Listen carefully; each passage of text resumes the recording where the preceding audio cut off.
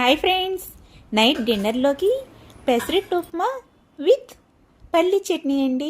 మరి మీరేం చేసుకుంటున్నారు డిన్నర్లోకి? కామెంట్లో చెప్పండి ఫ్రెండ్స్. ఈరోజు మార్నింగ్ లేవగానే పెసల్ని నానబెట్టేశాను.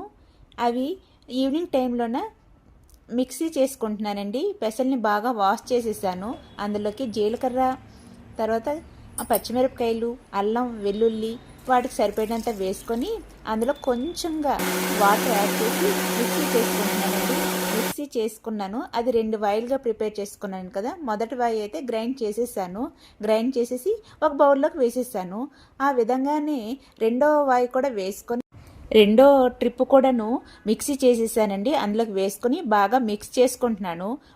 ఈ థిక్ బ్యాటర్లో మనం ప్రిపేర్ చేసుకుంటే దోశ చాలా క్రిస్పీగా పల్చగా చాలా రోస్ట్గా వస్తుందండి.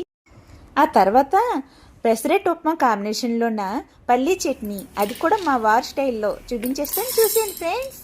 ఆ తర్వాత ఒక ప్యాన్ తీసుకొని జీలకర్ర, పచ్చిమిరపకాయలు, అల్లం, వెల్లుల్లి దోరగా వేగిన తర్వాత పల్లీలు కూడా వేసుకుని బాగా దోరగా వేయించుకోవాలి.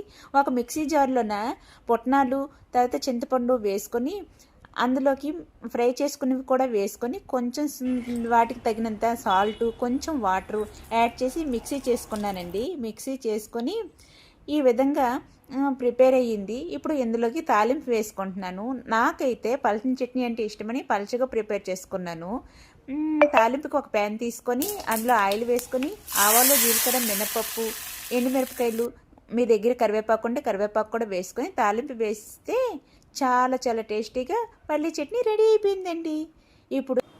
ఇప్పుడు దీని కాంబినేషన్లోన సుజీ ఉప్మా, అదేనండి గోధుమ ఉప్మా కూడా ప్రిపేర్ చేసేసాను. ఆ తర్వాత పెసరట్లలోకి కొంచెం ఆ రుబ్బులోకి దానికి తగినంత సాల్ట్ వేసేసి బాగా మిక్స్ చేసుకున్నాను.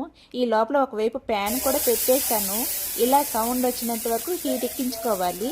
ఇలా హీట్ ఎక్కిన తర్వాత అప్పుడు మన రుబ్బు వేసుకొని బాగా చుట్టూ పల్చగా వేసుకొని స్ప్రెడ్ చేసుకోవాలండి.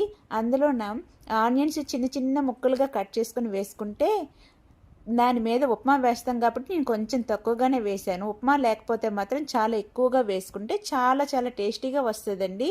నేను ఉప్మా వేసాను కాబట్టి తగ్గించాను. సో మీరు ఉప్మా చేసుకోకపోతే ఎక్కువగా వేసుకోండి, చాలా టేస్టీగా వస్తుంది ఫ్రెండ్స్. ఆ తర్వాత ఈ విధంగా ఫోల్డ్ చేసుకొని చట్నీ కాంబినేషన్లోన పెసరట్టు ఉప్మా రెడీ అయిపోయిందండి. ఈ విధంగా నైట్ డిన్నర్లోకి ప్రిపేర్ చేసేసాను ఫ్రెండ్స్. మరి వీడియో నచ్చిందా? నచ్చితే లైక్ చేసి సబ్స్క్రైబ్ చేసి ఫాలో కూడా చేయండి.